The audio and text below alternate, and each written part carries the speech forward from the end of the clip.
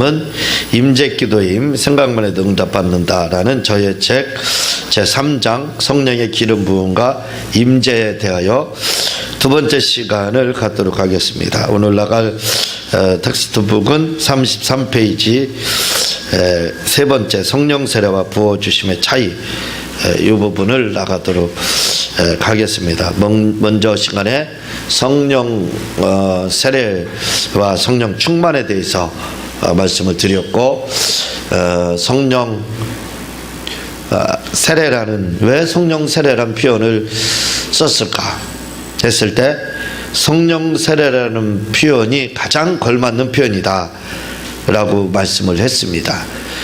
우리가 성령 세례라 이렇게 이야기를 하기 때문에 성령 세례에 대해서 잘 이해를 하지 못하는데, 오늘 밥티즈로 생각해서 세례를 침례로 바꾸게 되면, 침례 받는 것과 성령의 그 임재를 받는 것, 성령 세례를 받는 것은 똑같은 현상이다 하는 것을 우리가 먼저 시간에 이렇게 배웠습니다. 그래서 성령 침례를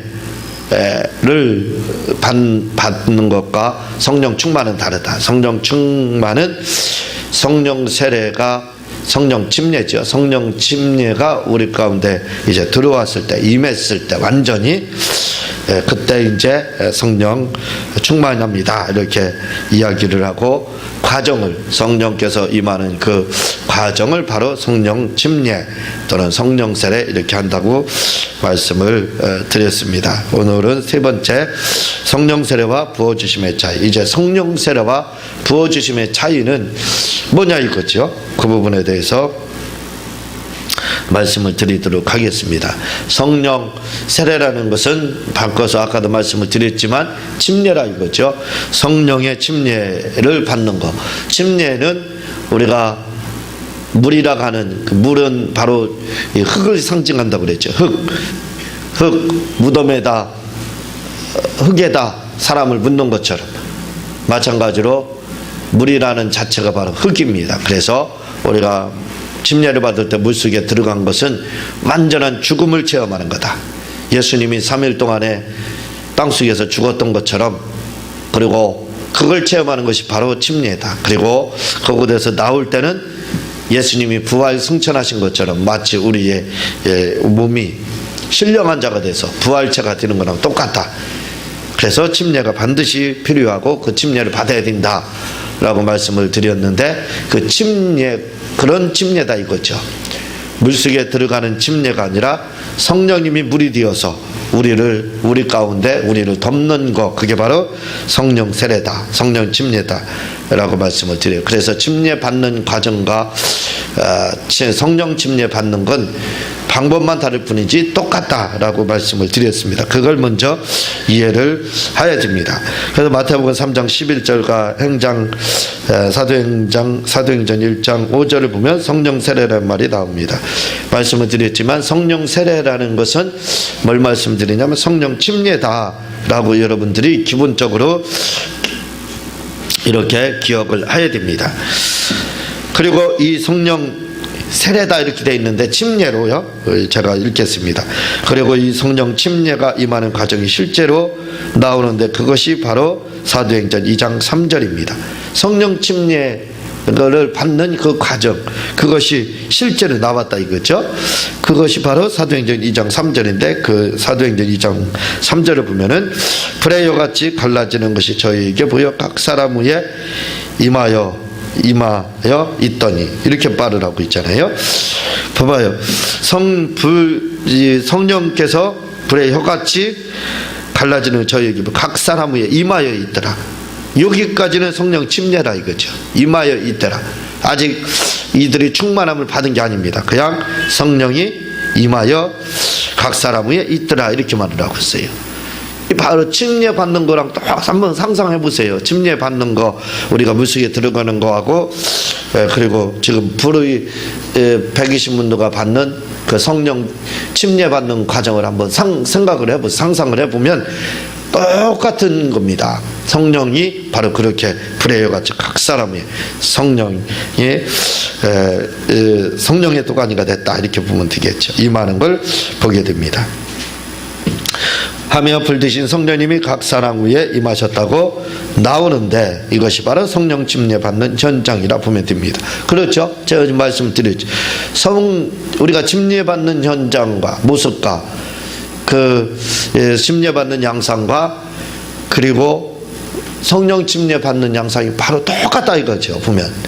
그렇죠? 성령께서 불같이 막 온 그 장소에 임해서 각 사람 위에 임하는 모습이, 침례받는 모습과 성령 침례받는 모습이 똑같습니다, 보면. 이 말씀을 자세히 보면 우리가 침례를 받을 때 우리가 물속에 잠기는 것 같이 오순절날 120문도가 하나님이 부어주신 성령님께 그렇게 잠기게 되었다고 사도행전 2장 3절은 말하고 있습니다. 그렇죠? 제가 지금까지 말씀을 드렸지만 그 양상이 똑같습니다.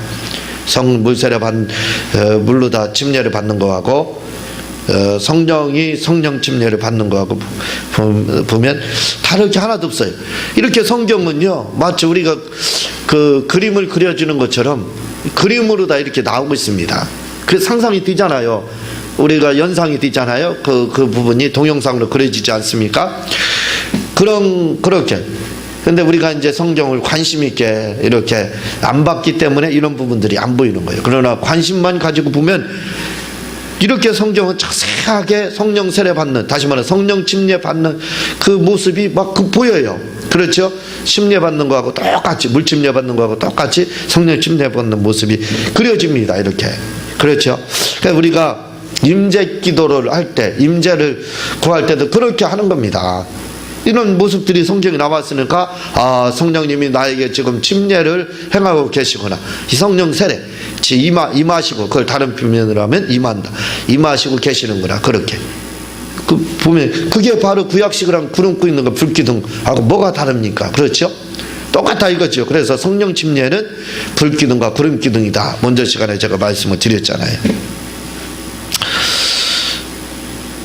이처럼 그들은 성령의 물속에 잠기는 성령 침례를 받은 것입니다. 그런데 행장 2장 18절과 행장 2장 33절과 행장 10장 38절에서는 그 부분을 한번 읽어보겠습니다. 사도행전 2장 18절에 보면 그때 내가 내 영으로 내 남종과 여종들에게 부어주리니 저희가 예언할 것이요. 행장 2장 33절에 보면 하나님이 오른손으로 예수를 높이심에 그가 약속하신 성령을 아버지께 받아서 너희 보고 듣는 이것을 부어주셨느니라. 여기서 부어주심 계속 나오고 있죠. 관심을 가지시 바랍니다.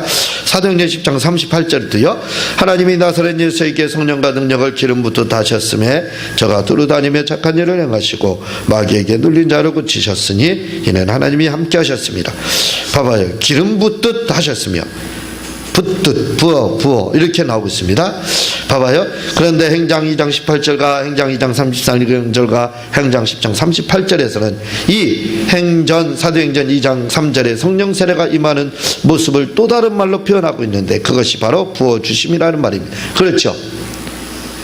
똑같은 겁니다. 사도행전 2장 3절에 각각 불의 여같이 임하사 각 사람 위에 임하였더라. 2장 3절이죠. 사도행전 2장 3. 그 말씀하고 남종들에게 부어주고 이거 또 부어주고 성령과 능력을 기름부터 다 바보, 그 표현이 똑같다 이거죠.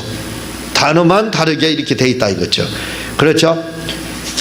한번 상상을 해보시 바랍니다. 그 양상이, 그 형태가 똑같아요. 형태나 그 모양이 사도행전 2장 3절에 성령 각 사람 위에 불의 여같이 임하사 각 사람에 임하였더라 하는 그 성령 침례 임하는 모습과 사도행전 2장 18절과 사도행전 2장 33절과 10장 38절의 그 형태와 모양이, 그 양상이 똑같더라 이거죠.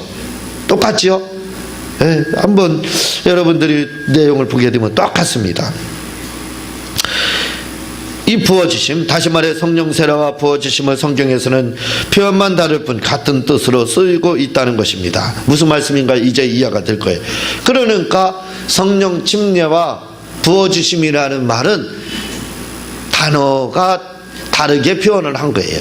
같은 말을 우리가 여러 가지로 나열하잖아요. 나열식. 힘들다, 어렵다, 되게 힘들다, 뭐 이런 식으로 나열식. 설교를 잘하고 또 말이 부드러운 사람들, 이런 사람들은 이 나열을 많이 합니다. 단어 구사하기 좋다고 그러죠. 나열을 많이 하면 그만큼 이해도 쉽고 말이 부드러워지는 거예요. 근데 저는 여러분들이 잘 들으셔서 알겠지만 무식해가지고 그래서 워낙 무식한 사람이라 이름이라도 유식하라 해서 유식이라고 지어진 거예요. 우리 할아버지께서요. 그러다 보니까 단어 수가 부족하다 보니까 어투가 강합니다. 또 충청도어라 사투리라 좀 강한 것도 있지만 또 무식하기 때문에 그 어투가 강해요. 그래서 단어가 여러 가지 나열식으로 이렇게 같은 말을 비슷비슷하게 나가면 이렇게 부드러워요. 그리고 이해가 쉽습니다. 나열식으로 하게 되면요. 힘들다, 어렵다, 굉장히 힘들다, 참말로 힘들다, 뭐 이런 식으로요. 그렇게 하면 참 그 설교가 부드러운 설교가 되는데 그렇지 못해요. 제가 저도 알고 있습니다. 워낙 그 공부를 못했던 사람이라 그래요. 그렇지만 이런 나열식으로 이렇게 표현하면 말이 굉장히 부드럽고 이해가 잘 가고 그렇게 돼 있어요.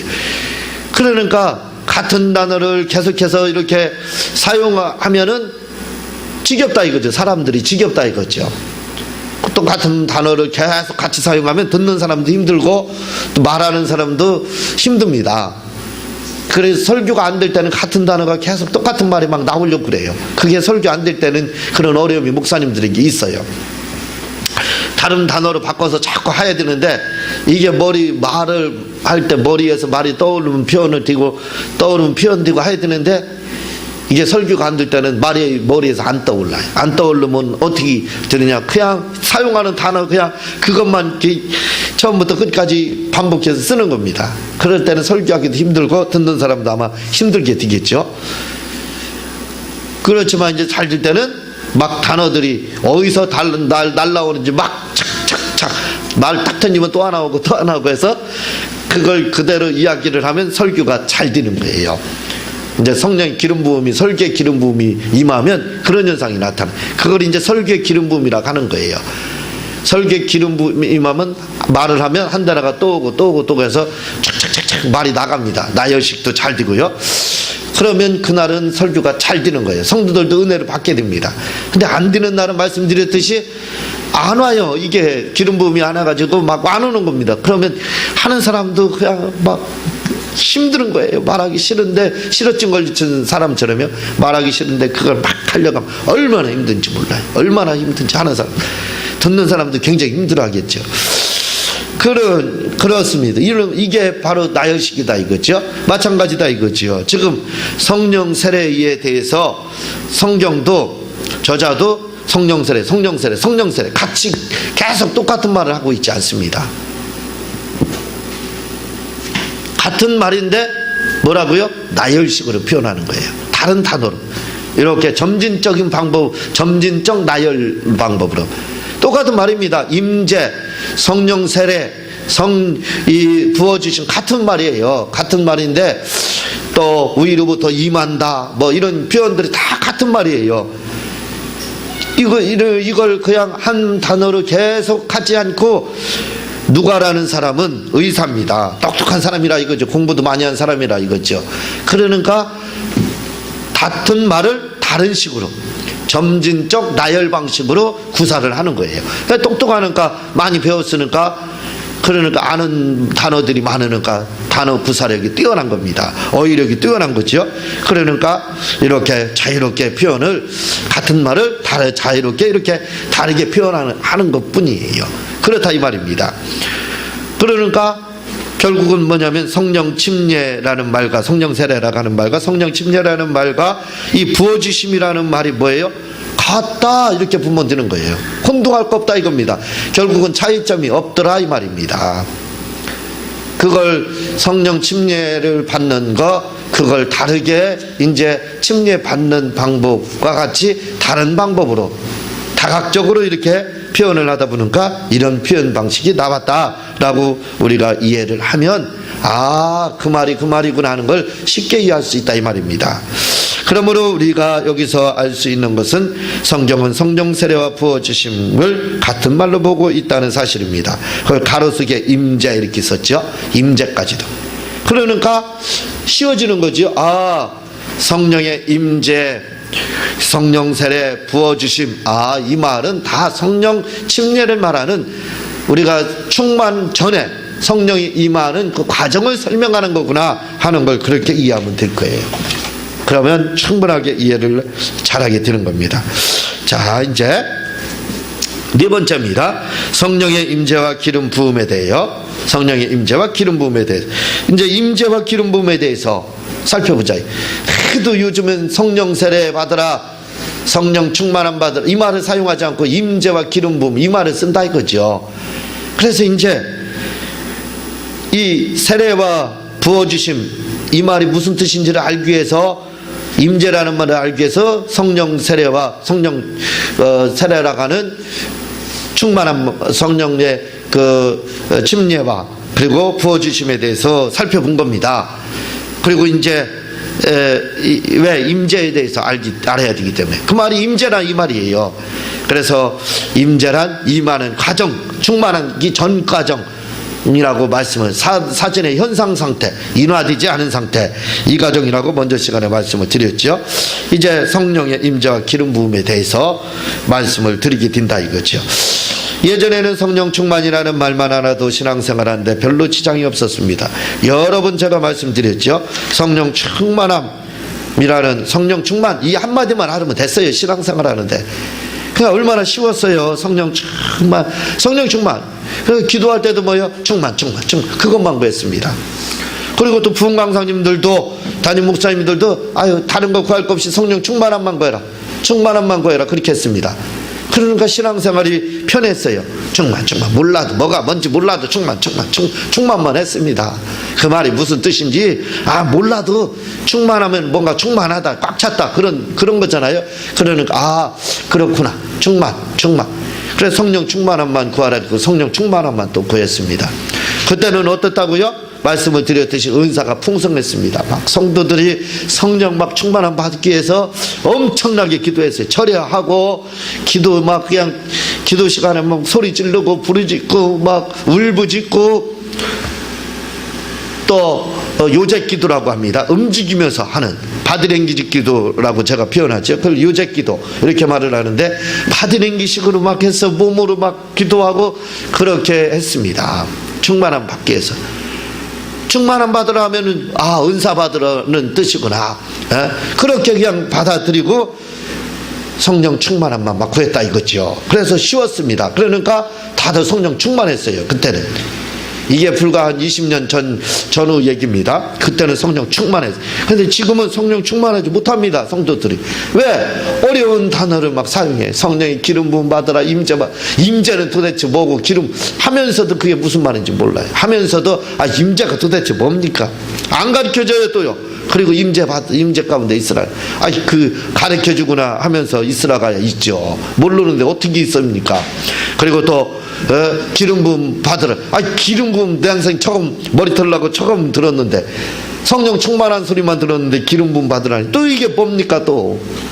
그러니까 기본적으로 이해가 안 되니까 은사 꽝입니다. 은사를 못 받더라 이거죠. 은사를. 그러니까 어떻게, 모르니까 어떻게 해요? 기도 안 해. 은사 안 구해. 포기해버리더라 이 말입니다. 모르니까, 어려운 말을 쓰니까 나 이제 은사 몰라, 나 기름 부음 모르니까 기도도 안 해, 나 귀찮아, 힘들어. 그렇게 되더라 이거죠.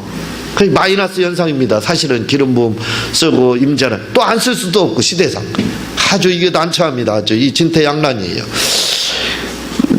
그래서 제 책에서는 그 부분을 확실히 밝혀주는 거예요. 충만함과 뭐고, 기름 부음이 뭐고, 이런 임재가 뭐고 해서 지금 밝혀주는 겁니다. 이렇게 하라고요. 그러나 지금은 다릅니다. 성령 충만이라는 말만 알아서는 신앙생활하는데 어려움을 겪습니다. 왜냐하면 지금은 성령 충만이라는 말을 거의 사용하지 않고 성령의 기름 부음 또는 임재라는 말을 많이 사용하기 때문에 그렇습니다. 이 말을 지금 많이 사용한다 이거죠. 그래서 힘들다 이거죠. 그래서 지금은 임재라는 말과 기름 부음이라는 말을 같이 씁니다. 이제 그것도 분별이 안 돼요. 그냥 쉬울 대로 하시면 돼요. 지금은 참 뭐든지 그렇게 이상하게 됐습니다. 그러니까 같이 이제 쓰고요. 그러나 완전히 다르다 이거죠. 근데 같이 지금 사용하고 있습니다. 거기서 끝나요. 또 뭐 넘어지는 사역 뭐 복잡합니다. 아주 무슨 사역 비냐드 사역 뭐 무슨 사역 왜 이렇게 힘드는지 아주 알파 또 알파 사역 별 이것들이 다 있습니다. 지금은 그러니까 힘들어요. 얼마나 참 힘듭니다. 왜냐하면 지금은 성령 충만이라는 말, 기름 임재라는 말을 그래서 요즘 성도들은 신앙생활인데 무척이나 어렵고 힘이 듭니다. 그래서 그런지 요즘 성도들은 성령 충만이라는 말과 임재라는 말과 기름 부음이라는 말을 모르면서 그냥 혼란스럽게 사용하고 있는 현실입니다. 그러면 도대체 성령 충만이라는 말과 임재라는 말과 기름 부음이라는 무슨 뜻일까요? 제가 말씀을 드렸지만 이 성령 충만함과 기름 부음과 임재라는 말, 이 말을 잘 구별을 해야 된다 이거죠. 성령 충만이라는 말, 임재라는 말, 기름 부음이라는 말. 충만함은 임재가 임한 상태 그 말입니다. 기름 부음이라는 것도 무슨 상태니 바로 충만한 상태, 그 말을 기름 부음이라고 한다 이거죠. 뒤에 설명이 나옵니다. 도미테리 목사님은 성령의 임재가 있으므로 기름 부음이 있다고 말씀하셨어요. 정확하게 말씀하신 거예요. 도미테리 목사님 성령에 대해서 아주 정확하게 구분해서 말씀을 하고 계신 겁니다. 이게 맞는 말씀. 그렇다면 성령의 임재는 뭐고 기름 부음은 무엇일까요? 먼저 기름 부음에 대하여 말씀드리도록 하겠습니다. 기름 부음이란 견해세기 목사님의 말씀에 의하면 잘하는 것이라 했습니다. 기름 부음이 뭐냐? 바로 잘하는 것이다 이 말이에요. 잘하는 것. 제가 아까 그래서 설교에 기름 부음이 임하면 말이 막 나온다고 했잖아요. 딱 하면 딱 오고 해서 전달이 된다 그랬습니다. 잘한다 이거죠. 기름 부음이. 그 물질에 기름 부음이 있다고는 돈 잘 번다는 뜻입니다. 은사에 기름 부음이 있다 그러면 병든 자에게 손을 얹기만 해도 벌떡벌떡 낫더라 그 말입니다. 축사에 기름 부음이 있더라. 한마디 예수의 이름으로 악한 영을 쫓으면 악한 영이 그냥 떠나갔더라. 그런 뜻입니다. 이 기름 부음이라는 뜻. 잘 든다 이거죠. 그러면 그 말이다 이거죠. 이 충만한 상태를 말을 하는 거예요. 충만하면 이런 일들이 일어난다 이겁니다. 다시 말해 잘하는 것, 그것이 바로 기름 부음입니다. 그렇다면 임재란 무엇일까요? 성령의 임재를 구약식으로 표현하면 구름기둥과 불기둥과 같이 어떤 장소에 임하는 것을 말하고, 이를 사도행전 2장 3절로 표현하면 성령님이 어떤 장소에 임하는 것을 말합니다. 말씀드렸죠? 임재라는 것 성령 침례를 말하고 부어주심을 말하는 거다. 이미 말씀은 충만정례 상태, 기름 부음 전의 상태, 그 말입니다. 이런 것은 장수적으로 임하더라 이거죠. 왜냐하면 사도행전 2장 3절에 그렇게 말씀을 하고 있다 이거죠. 이를 신약식으로 표현하면 성령 세례 받는 현장이라 보면 되는 것입니다. 그렇죠. 임재가 성령 세례 받는 그 현장. 다시 말해 출애굽 때 이스라엘 백성들이 구름기둥과 불기둥 아래 있었다고 하는데, 이렇게 구름기둥과 불기둥 아래 있는 것이 바로 성령의 임재 아래 있다고 하는 것입니다. 이렇게 이해하면 쉽다 이거죠. 임재가 뭐냐? 구약식을 하면 구름기둥과 불기둥, 신약식을 하면 침례, 그 과정, 이렇게 보면 되는 겁니다. 그렇다면 이제 성령의 임재라는 말과 기름 부음이라는 말을 정리할 필요가 있습니다. 성령의 임재와 기름 부음이라는 말을 정리하면, 임재라는 말은 성령 세례를 의미하는 말이고, 무슨 말인지 이해되죠? 이전까지 말씀드렸죠. 임재라는 건 성령 세례, 성령 침례를 말을 하고 부어주심을 말한다 그 말입니다. 부어주심과. 그리고 기름 부음이라는 말은 성령 충만을 의미하는 말인 것입니다. 이해가 되죠? 이렇게 잘 이해를 아주 잘 제가 설명을 하고 있습니다. 임재는 뭐냐? 기름 부음이 다. 자, 오늘 이거 다 마치도록 그렇게 하겠습니다. 그렇다면 은사라는 것은 무엇일까요? 은사에 대한 겁니다. 이제 은사라는 말은 말 그대로 성령님이 거저주신 선물인 달란트를 말하는 말입니다. 은사, 카리스마라는 뜻이죠. 은사는 카리스마, 은혜, 카리스. 은혜라는 말은 카리스. 깨닫다, 주다 그런 뜻을 가지고 있고, 은사라는 말은 카리스마 이렇게 되어 있습니다. 그러니까 9가지 은사, 선물이라는 뜻이에요. 그걸 바로 달란트를 말한다 이거죠. 뭔가 선물을 줬다 이거죠. 그 달란트를 줬다 이겁니다. 은사는 한번 주어지면 거의 소멸이 되지 않습니다. 9가지 은사 여러분들이 받으면 소멸이 되잖아요. 저에게 옛날에 부흥회 때 청년에게 부흥 강사님이 지혜가 임했습니다 하고 그 지혜가 소멸되지 않고 계속 지금도 있잖아요. 계속 지혜가 살아있지 않습니까? 오히려 그 지혜가 더 충만해졌잖아요. 그러니까 바로 그렇다 이거죠. 예를 들면 지혜와 지식의 은사가 임하면 그 지혜와 지식은 은사는 기도하지 않더라도 금방 사라지는 것이 아니라 그대로 내재하고 있는 것입니다. 지식의 은사가 임했는데 그 다음에는 그게 사라졌더라, 소멸되더라. 그건 치매 걸린 겁니다. 그 은사가 한번 임하면 그 은사는 사라지지 않는다. 부모들은 사라진 것처럼 보여요. 그러나 내재하고 있는 거예요. 사용을 안 할 뿐이지 지혜의 은사, 지식의 은사 이런 거 임하면 사라지는 게 아닙니다. 소멸되는 게 아니라 이거죠. 내재해 있는 거예요. 만약에 그런 것들이 없어졌다 그러면 그것은 치매 걸려서 없어지는 것 뿐이에요. 그렇게 생각해야 됩니다. 왜? 은사는 소멸되지 않기 때문에. 다른 분들은 기도하지 않으면 하나님이 주신 이런 은사들이 사라지는 줄로 아는데 그렇지 않습니다. 은사가 사라지는 줄 그렇게 설명하는 또 분들이 계셔요. 그러나 그렇지 않습니다. 예를 든 자 이거죠. 방언을 하시는 분들은 제 말에 동의할 것입니다. 방언의 은사는 한번 받고 이제 말하는 거죠. 말하고 나면 오랫동안 방언으로 기도하지 않아도 어느 순간 내가 방언으로 기도해야지 하면 오랫동안 방언으로 기도 안 했음에도 불구하고 언제든지 방언으로 기도할 수 있는 것입니다. 방언의 은사를 말하는 분들 알 거예요. 방언의 은사 받은 분들, 말하는 분들 알아요. 사라지지 않잖아요. 보면은 못하는 거 없는 것 같아요. 방언을 내가 못하나 그렇게 생각하는데 어느 순간에 보면은 방언이 나오더라 이거죠. 그래서 그걸 생각하면 압니다. 똑같다 이거죠. 오랫동안 방언으로 기도 안 했음에도 불구하고 언제든지 방언으로 기도할 수 있는 것. 이것이 바로 9가지 은사입니다. 이 9가지 은사는 한번 받으면 거의 사라지지 않는다고 보면 되는 것입니다. 그런데 문제는 이렇게 9가지 은사를 한번 받고 나면 거의 사라지지 않지만 만약 당신이 이 은사를 소유하고 난 다음 기도하지 않거나 신앙생활을 등한시한다면 문제는 은사가 약하게 나타나게 된다는 사실입니다. 왜냐하면 그 은사의 기름 부음이 없기 때문입니다. 제가 말씀을 드렸지만 은사는 사라지지 않습니다. 소멸되지 않아요. 약화되는 것 뿐이에요. 없어지는 것 같지만 그게 없어진 게 아니에요. 사용을 안 해서 그럽니다. 기도하지 않고 충만하지 않기 때문에 그렇다 이거죠. 그래서 없어진 것 같지만 안 없어져요. 방언을 보면 우리가 금방 이해한다 이거죠. 다른 9가지 은사도 방언과 똑같다 이거죠. 왜? 기름 부음이 없기 때문에 은사가 약할 뿐이다 이거죠. 기도하지 않기 때문에. 예를 들면 만약 당신에게 신유의 은사가 있다면 그 은사를 믿고 병든 사람에게 손을 얹으면 낫기는 낫습니다. 그러나 이렇게 치료하면 몇 번밖에 치료받지 못하게 됩니다.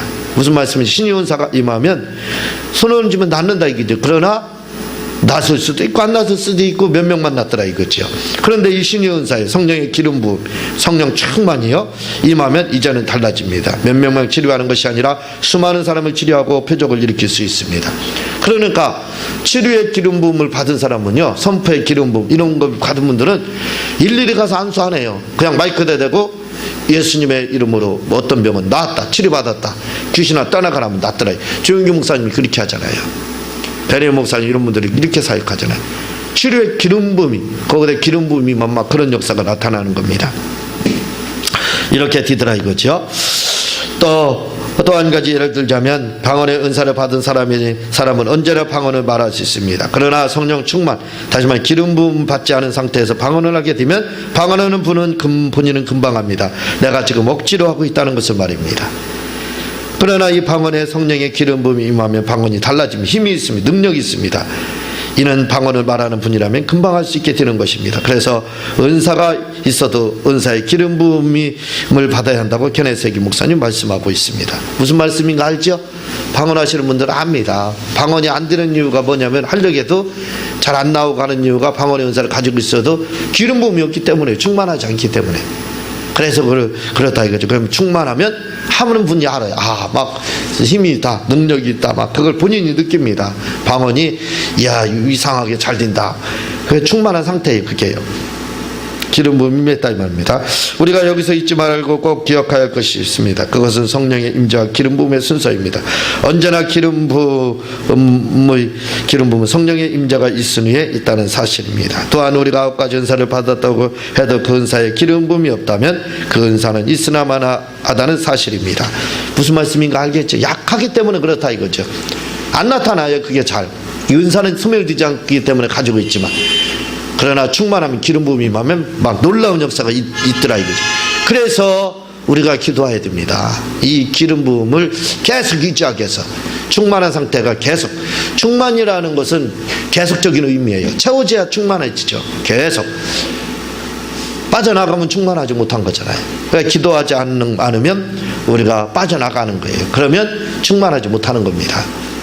그러면 약해진다 이거죠. 그래서 충만해질 때까지 계속 막 충만을 계속 유지하면 병든 사람에게 손을 얹은 즉 낫고, 선포하면 귀신이 떠나고 문제가 해결되는 겁니다.